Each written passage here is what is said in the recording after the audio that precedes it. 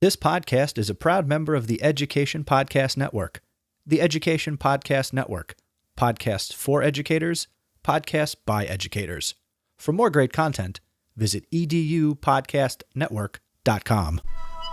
Welcome to the Principal PLN podcast, hosted by Dr. Spike Cook, Jessica Johnson, and Teresa Stager.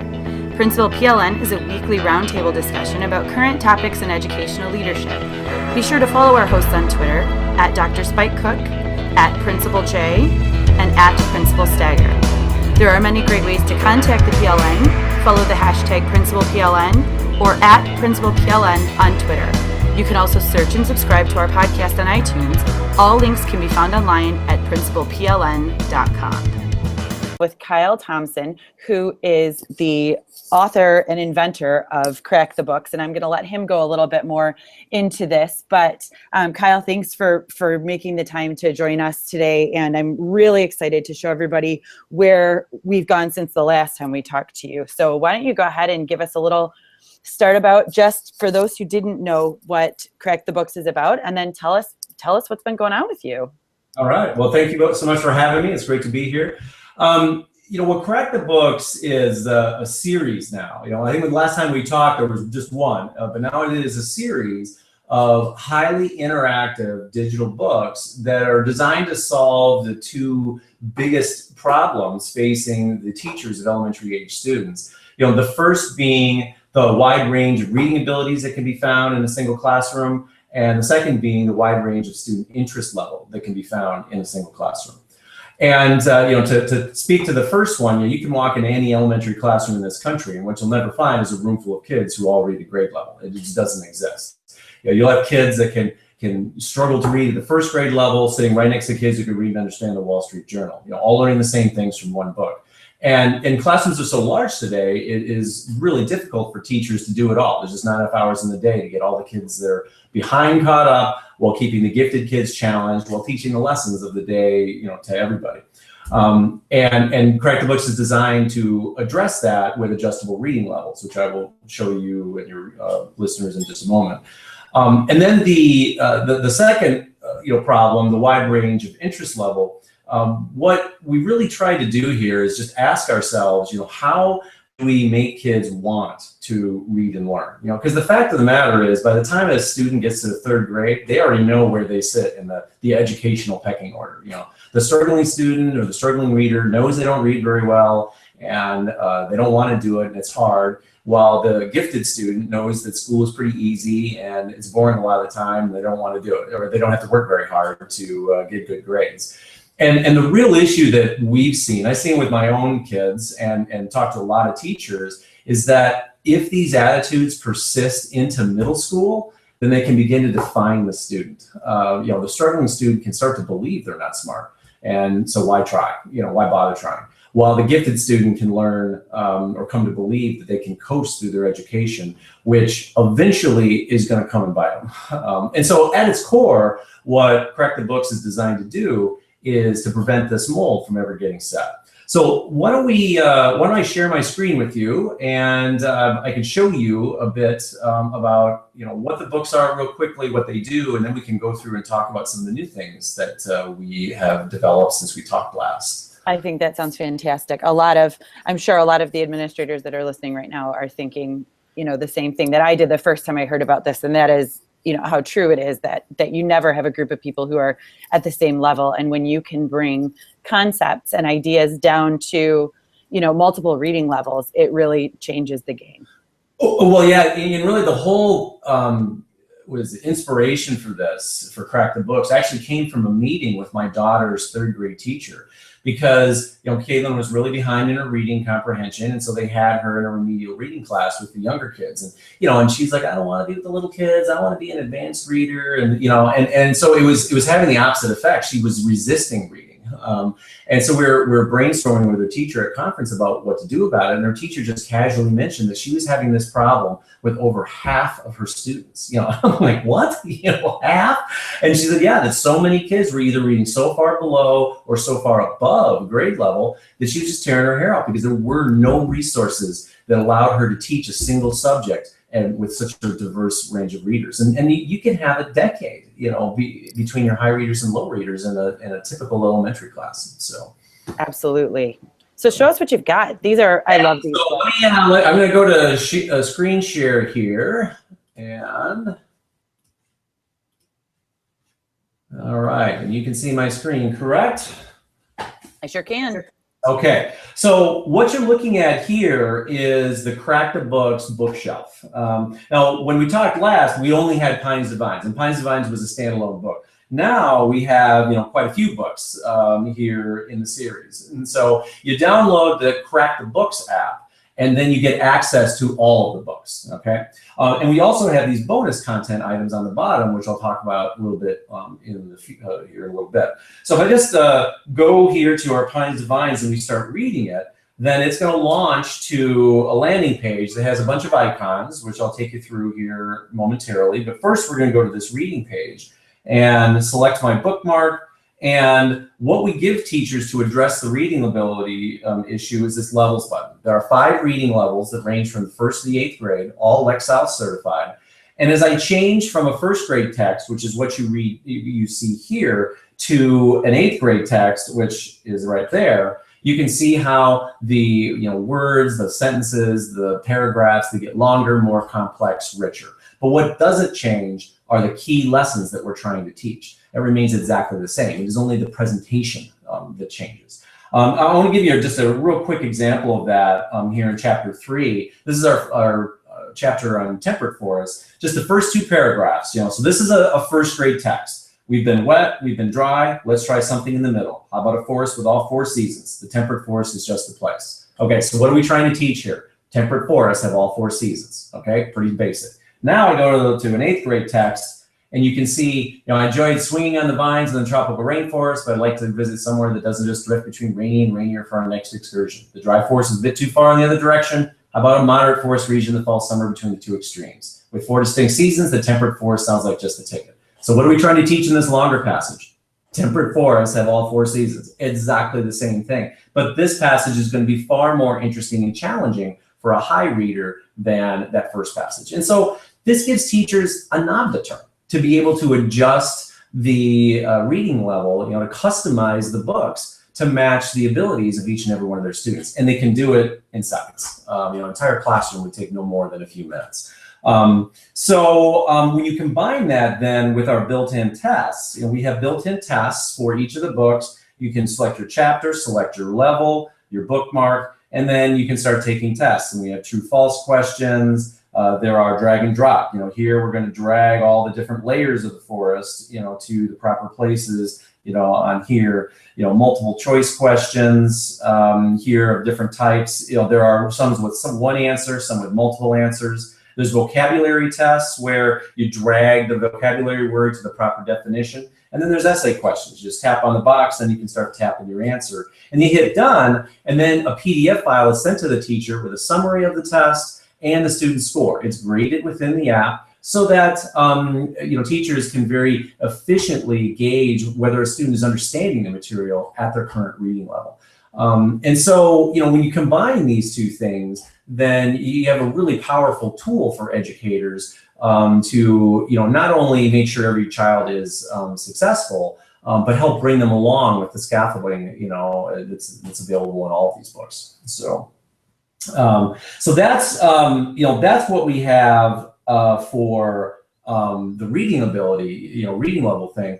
But with that, and that's very interesting to teachers and parents. But for kids, not so much. They don't really care about reading levels and tests and things like that. And frankly, we don't want them to care about those things. We want them to have that stuff kind of visible to them. So, so we've got a whole bunch of other things that we've done to really up the engagement level, which is why these are apps and not just, PDF files.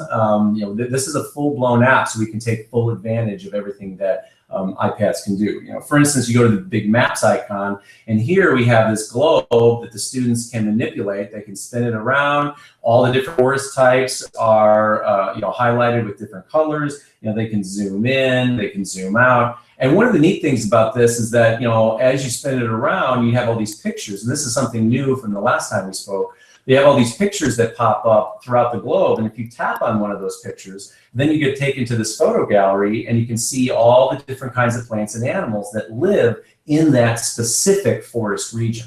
And so there is, an incredible amount of information that a student can learn, just by tapping on these pictures before they even read a single word. And then the best part is, after they go to the reading, they're going to start seeing all these pictures again, and then they have the visual recall, and so it just helps bridge the understanding and engagement as they're reading, because they've already been exposed to a lot of the material in a really fun way. So this is something that we do in our earth science. I just want to jump in, and my own children are 6 and 7 right now, 6 and almost 8. And they're in 1st and 2nd grade, and they have, obviously in 1st and 2nd grade, very different reading levels, but they're in a multi-age classroom where they're learning a lot of the same things at the same times, but at different levels. And both of them, because I'm one of the pilot testers for your app, both of them love to go into this app and play with, they think it's playing, but they love to check the maps and all of the different media that you have in there. Right. They love to read it, but they totally get into all of the animations and all of the other things that you've put in there. And they get so much just out of that. And they're not, a lot of these, they're not at these levels yet. They're not learning about this, but they love to check out everything that's in here. So that's for my kids, it's huge. Yeah, disguising learning, that's, that's we'll trick them into learning. That's a big part of it. Well, and one of the things too that I came to believe a long time ago was that if a student wants to read, if they like learning, they think they're good at reading, they care about learning, you can put them in a dirt floored school with 100-to-1 student to teacher ratio and shared books, and they're going to learn and learn well. But on the flip side, if a student doesn't like to read, doesn't think they're good at it, doesn't care about learning, you can throw $1 billion at it and it's not going to matter. They're not going to learn anything. And I can see this in my son's high school. There are kids that they're just biding their time for, when they can, quit high school, and that's one of the reasons why we really wanted to focus in the elementary grades, because if we can instill at that age, before they decided, school isn't cool, right. That if we can instill that, then it's a real win, and it's going to be a win for their lifetime. So let me show you how these books work, because it's kind of a neat thing. I'm going to just show you a couple of things. And then I'm going to dive into all the other books. Awesome. So the way that the books are set up is that we have this reading pane on the left, and then we have an activity pane on the right. And there are keywords, colored keywords, of which you can see a few here in the text, that trigger events on the right side of the screen. So as I scroll the text, I'm just scrolling it with my finger. That word videos hits the middle, and now you have all the video gallery here. And you can hit play and go full screen. Very simple and intuitive to navigate the image and video galleries. One of the things you probably noticed on this first is that this fun fact popped up. So there's a little pop noise that pops up, and you just tap on that, and it's just some interesting fact about whatever it is they're looking at. Something that they probably didn't know. So just another way to engage kids. But because we do it this way, it allows us to do a lot of really interesting things. For instance, when we're learning about the forest, you teach the different layers of the forest. And typically it's done with a single image with just arrows pointing to the different layers. So you have the forest floor, which is an inch tall, and the same image as the emergent layer, which is over 100 feet tall. Well, with this layout, this way of doing things, we can break that up into 10 images. So as I scroll this text and we get to the forest floor, now you have this image. It's a 3D image of a forest scene, and I'll go full screen here, where only the forest floor is highlighted. Okay, students can hit the magnifying glass, go full, see a close-up of what the forest floor might look like. Just double tap this to close. But the cool thing is, now as you move on, you hit the shrub layer, and now the shrub layer is highlighted, the forest floor goes semi-transparent, and the emergent layer, and the canopy, and the understory emergent layer there. So we're anchoring these images to the text they refer to give the students a visual reinforcement to help them better understand and retain the material. So, a couple other things, kind of neat things that we can do. We have slideshows. We're talking about the tropics and the equator. So we use, 2 images that go back and forth that will give the students, again, a visual reinforcement as to where on Earth we're talking about. We use, these globes here, we use them also in the reading where we're talking about something specific. So, this, we're talking about the tropical rainforest. And again, the really, a cool thing about these maps is, one, they're a lot of fun. I mean, you can imagine, you've probably seen with your own kids, having races here to see how fast they can spin it around. But the other thing is that it gives them far more accurate information. I mean, like this, the Pacific Ocean, this is over half our planet, but you sure wouldn't know that by looking at a 2D map. It looks smaller than the Atlantic Ocean. So it's fun for kids, it engages them, and it gives them better information. It's kind of a win on all fronts. Another thing that we do, and after I show you this, and I'm going to dive into some of the other books, is what I call full interactives.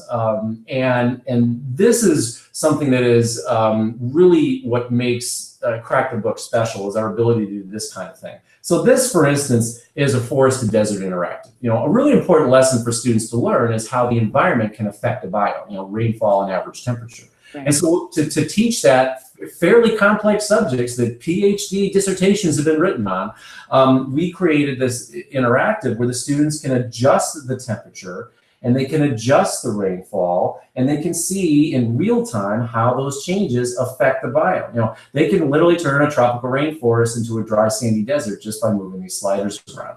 This is an incredibly important lesson for students to learn, and one that they learn in 10 seconds and remember forever. And I'm going to show you a few more of these. But this is the kind of thing, one of the things I hear the most from students who give me feedback is, the thing I really like about Crack the Books is I get to experience it rather than just read about it.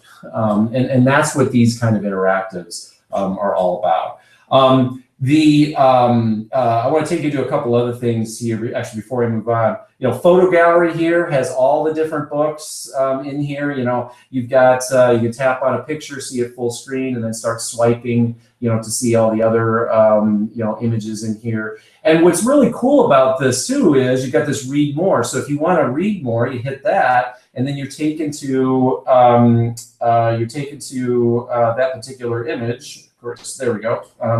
And like with this one here, we also have this little globe icon. You tap on that, and then this takes them to a satellite image of where that image was taken. So that particular image is where the Negro and Amazon rivers meet, and the rivers are 2 different colors. And as I zoom in, you can see the 2 different colors of rivers, coming in. And so again, this is just another way to kind of bring it to life for kids. They can now see from up above exactly where that image was taken. So, and they can zoom out, as much as they, there's South America, they can zoom out as much as they want. So, so pretty, kind of a neat thing. So, that is really neat. Let me pull out of this, and then let me show you a couple other books. So just to give you an idea from the interactive, some of the different kinds of things that we do. So this is our Seashores to Seafloors book. So this is about the oceans. And one of the things that we talk about here in our open ocean, or the deep sea, I should say, chapter, we talk about how deep the ocean is and how different creatures, the farther down you go, the creatures change considerably. And again, there's a lot of information there. And so in order to help make it more clear for students, we created this the submersible interactive, where we have a depth gauge here on the right side. And then we have the joystick, and as we start diving down, you're diving down, and then animals at the depth that they actually live in the ocean start showing up in the screen along with some information about them. One of the things you notice as I keep going down here is the water gets darker and darker and darker here, and eventually you get to the point where you can't see anything. And so when that happens, then you can stop and you turn on your light switch, and now you can see again, and then you can continue to dive down to the bottom of the ocean. So again, it's just a neat way to teach kids about the material. Let me show something to get a little different. One of the things as far as the study of deserts go is that the definition of deserts has recently changed. It used to be pretty simple. If an area got less than got less than 12 inches of rain, it was a desert. Well, that is no longer the definition for a desert. The definition is now based on an equation with precipitation and evapotranspiration. And if it's negative, that equation, then it's a desert. Again, much more complicated way to describe deserts for young kids than the old definition. So we created this interactive here where the students can adjust the average evapotranspiration. They can watch the equation change, and then they can also see what desert on Earth kind of matches the current deficit of precipitation. So right now we've got a big deficit. We're looking at the Atacama Desert where there's not anything there. But as I scroll here and that deficit starts to decrease, then the desert starts to bloom, and eventually you get to there, and now you're in the Sonoran Desert where it's got flowering cacti and things like that. And then if I keep on going, well, it's going to go positive, and now it turns into a grassland. So this is a way to help just visualize what is going on here with that equation. So that is really neat. Yeah, I mean, kind of a neat thing with that. My favorite book actually is Aquatic Earth. So this is our freshwater book, and this book has so much, of the interactive, so much stuff in it. I mean, it's really, really neat. It's like I'm only going to be able to show you a couple of them. So. Well, one of the things we talk about here is waterfalls and how waterfalls form over time. But it's not just over time, it also depends on the geology of the particular area. Again, can be a quite complex subject. So we created this Building a Waterfall interactive where the students can adjust a time so they can see what happens over long periods of time, and then they can adjust the hardness of the rock to see how things erode differently. So for instance, we've got hard rock here, and if we increase time, then it doesn't really become a waterfall, it just becomes rapid, no matter how much time goes by. So, but now if I adjust and we go to a medium rock, well, now it starts eroding much faster, and eventually you get to the end and it actually does become a waterfall. And there's a sound effect here of a river versus a waterfall versus a raging waterfall. And then if I go to the soft rock, now it erodes even faster. Not only does it become a waterfall, but it starts to erode away behind the waterfall, and eventually the waterfall collapses, and it starts, going, downstream, kind of like the Niagara Falls, kind of working its way downstream or upstream, I should say.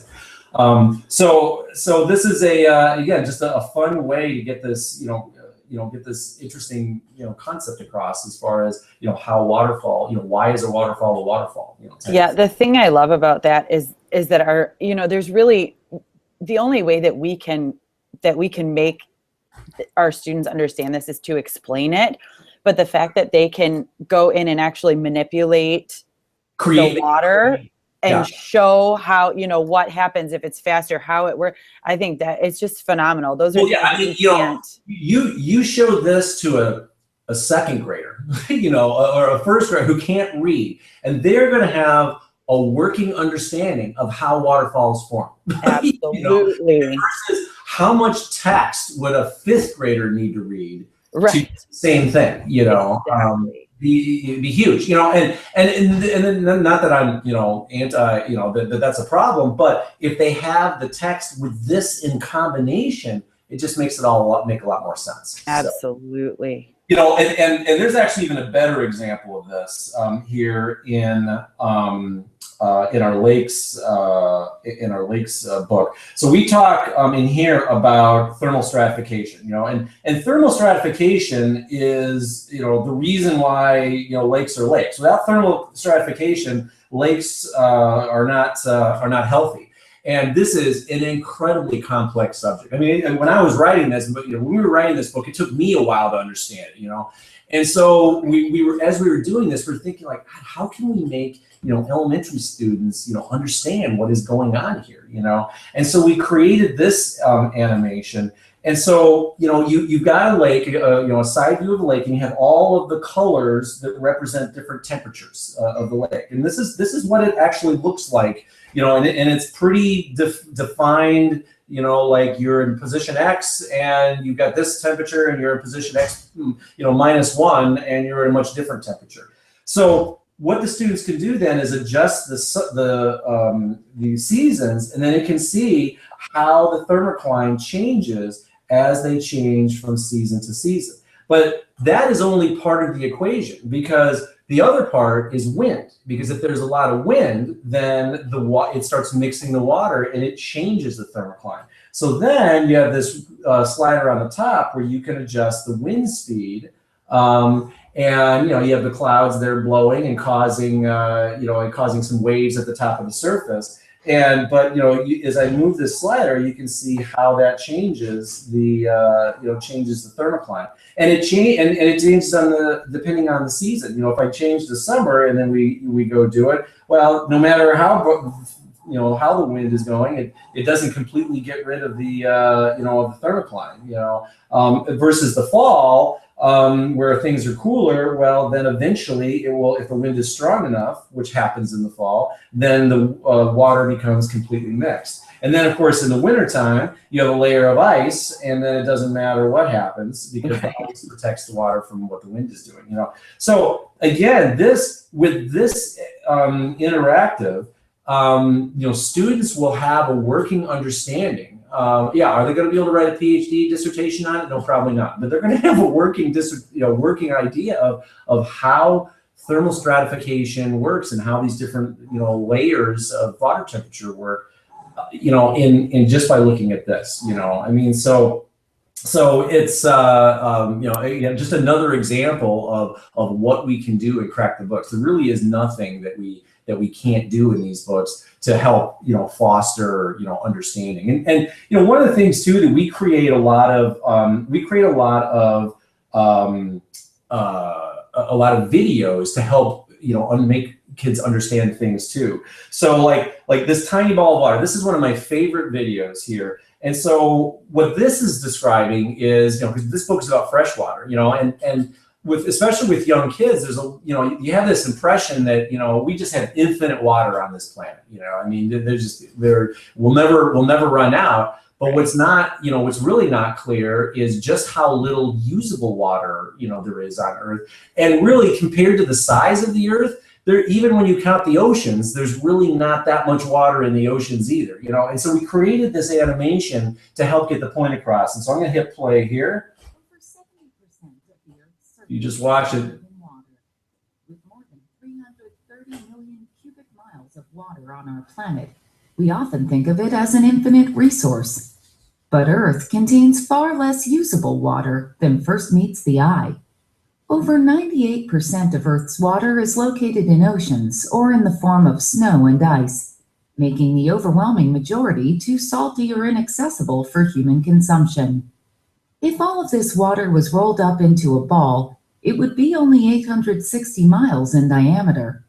Freshwater, the type of water found in our lakes, rivers, wetlands, and underground aquifers, only makes up 1.3% of Earth's water. If all of this freshwater was rolled into another ball, it would only be 169 miles in diameter. While that may still sound like a pretty big ball of water, it's quite small when you consider that it must be shared by over 7 billion humans and countless animals across the world. Fresh water truly is one of Earth's rarest and most precious resources. Yeah, if that doesn't get across to kids just how precious water is, Oh. And so then let me ask you, who writes this information? How do you find this out? We actually work with teachers. For each one of these books, I actually work with college professors to create the content, and they kind of outline it for us. What is the important things that you need? Then we go out, we do a lot of the research, and then we feed it back to them, and they, make sure that we've got accurate research. And then we write a first draft, feed it back to them, and then get their, and then they sign off on that, saying, yes, everything you're saying here is accurate and up to date. And then we write, then we write the 8th grade text, and then we work it down from there. So yeah, like for instance, in our oceans book, Seashores to Seafloors, I actually contacted the University of Alaska, the Department of Oceanography, which is one of the, considered one of the best oceanography programs in the world. And I just happened to catch the assistant dean of the school in his office. And so I was telling him what we were doing. And he's like, let me think about that. We could find somebody that would be willing to help you. And then he called me back the next day. And he's like, I don't want anybody else to do it. I want to do it. And so yeah, I mean, this guy's written books, and I mean, he's one of the foremost experts in the world on oceans, and he was the consultant for our oceans book. In this freshwater book, I actually had two professors that work at the University of Wisconsin in Milwaukee, which of course with all the Great Lakes there, they've got one of the world's best freshwater programs there. And so one of them studied the Great Lakes, but the other one had spent 2 years in Africa studying the Great African Lakes, and they were my consultants for this particular book. So yeah, it's a lot of fun working with people that are that knowledgeable, and it's fun for them too, because they're to try and bring this stuff down, not babify it, but bring it down to a level that younger kids can understand. It's just been a real thrill for them. I bet it's so interesting, the things that that we learn as adults about things like this. I'm way smarter now than I was before I heard of this. I think I'm smarter now than I was 25 minutes ago. Yeah. So yeah, actually, let me just show you, since I've shown you all but one of the books here. Let me just show you just one thing from our Blaze book. So this is our Grasslands book. And one of the things that I didn't know when I started doing research on the grasslands is how important fire is. Basically, without fire, there are no grasslands. They would be forests. And so we created. Let me find it. Lawnmower. There we go. Nature's Lawnmower. So we created this animation. It's very similar to the forested desert, where the students can adjust the average rainfall and then the average years between fire. And so if they increase the average rainfall and then the years between fires, well, then it turns into a forest. But if they start decreasing that and then start, making the fires more frequent, then it slowly, it turns into a grassland. And this is what happens in grasslands. And there's fires almost every year in grasslands. And the reason why they survive is because the bulk of the grass is actually underground, and so it's completely protected from the fire. And so again, this is a really important concept. This is the basis of grasslands, and again, we've turned it into a kind of a visual thing. So let me actually take you back here. I want to show you some of the other things that we have. So this middle icon here is all of the books that we're currently working on. So we've got a bunch of social studies books that we're working on. The Cycles of Earth book will cover the water cycle, the nitrogen cycle, the carbon cycle. So we've got a lot of stuff and this is just a start. There's a lot of stuff that's coming. But then we have these bonus content items, and so these are things that change on a regular basis. So like we have current event. So this is a video that NASA came out with that it talks about they've been tracking rainfall around the Earth with their satellites, and so they with this they kind of show you how storms develop and progress and things like that. So it's about a 3-minute video, pretty neat. We have current event articles that change on a regular basis that just have something to do with some of the books. There are coloring pages. This is actually kind of a really neat thing. So what we've done with our books is we've cartoonized all of the images and made them coloring pages for, oops, it's still loading. Why is that not working? Oh boy, okay, I got something to fix here. Let me see if I can find one that works. No, it doesn't work. Well, shoot, you're gonna have to cut that one out of your, you have to cut that one out. So we have activity pages here. These are lesson plans and things like that that are in the that are available for teachers to use. And then we have games. There's a word search here. So let's see. So you just grab here and you get your word, and then you see Falcon is now crossed off. And so you can You can have some fun with, with this. You can do much harder ones. You can do the different grids here. Memory matching. So here you select the book and you start. It's making the cards, and then you do this, and then you're trying to match, and then and then you go to the next one. I'm going to go until I can find a match. And then so you keep on going until you finish the matching game. So this is kind of just a neat thing, and we're using images from the books, to make them work. So sliding puzzle here. So you select a book, and it's loading an image, and then you start sliding the pieces around to complete the images. So just some neat games that are available that just support everything that's going on in the books. So we have two options here for for schools and parents. We actually we have a subscription service where schools can buy like a site license. I have many schools that buy site licenses from me, where they say, hey, we just we don't want to keep track of how many seats and how many books and things like that because it changes. So they buy a site license that just gives them unlimited access to everything. And then we also allow parents to buy individual books within the app. When they download Crack the Books, they get Pines Divines for free. So they get the entire book for free. And then if they like what they see, then they can buy any of the other books for $10 a piece, or they can subscribe for $30 and get access to all of the books, plus the bonus content, plus any books that come out during the subscription period. So it's pretty good deal for people who think they are going to use all the books. Absolutely. And so they can contact you because I think, the most part for the schools, I would imagine they would be looking at a site license. So what would be the process to get a hold of you to look into that? Yeah, so just my email is kyle@crackthebooks.com. Okay.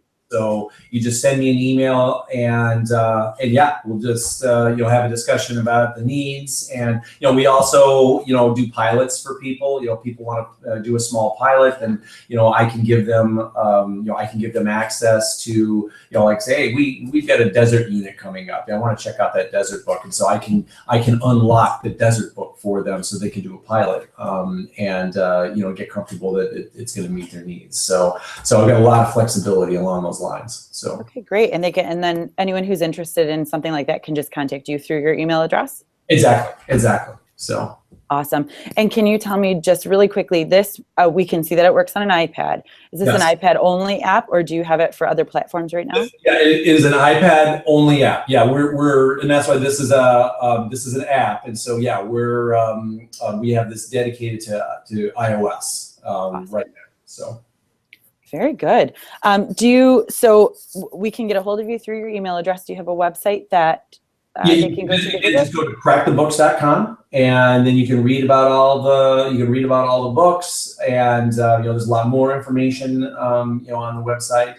And you can read about some of the press and some of the awards that we've won, and and all those kinds of things. So yeah, there's a lot updated on there. I like to go back and see what's happening with this app, because I think it's really a really very neat thing. And if schools have, iPad programs, or even just one that they can utilize for Title I services or things like that, I think that this is a great thing for a lot of our students. So I'm really glad that we were able to look through this, and I can't wait until, personally, I'm really excited for the social studies to come out, because I'm a history buff. I grew up in a history family. So I'm really excited for those to come through. But no, we started writing them, and it's real exciting. Awesome. Going with them. So they're neat what we're going to be doing. So it'll be different than the earth science books. Like rather than a map that we have, be an interactive timeline.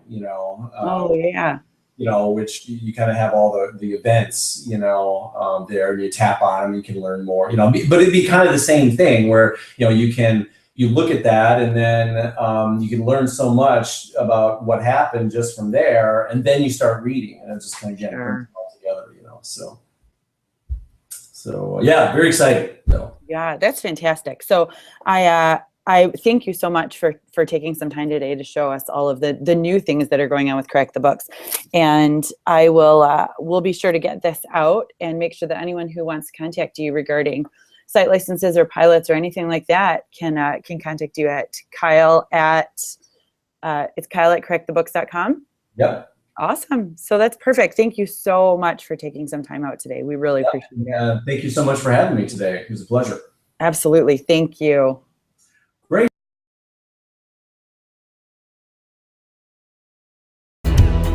Thanks for sharing in the learning with us today.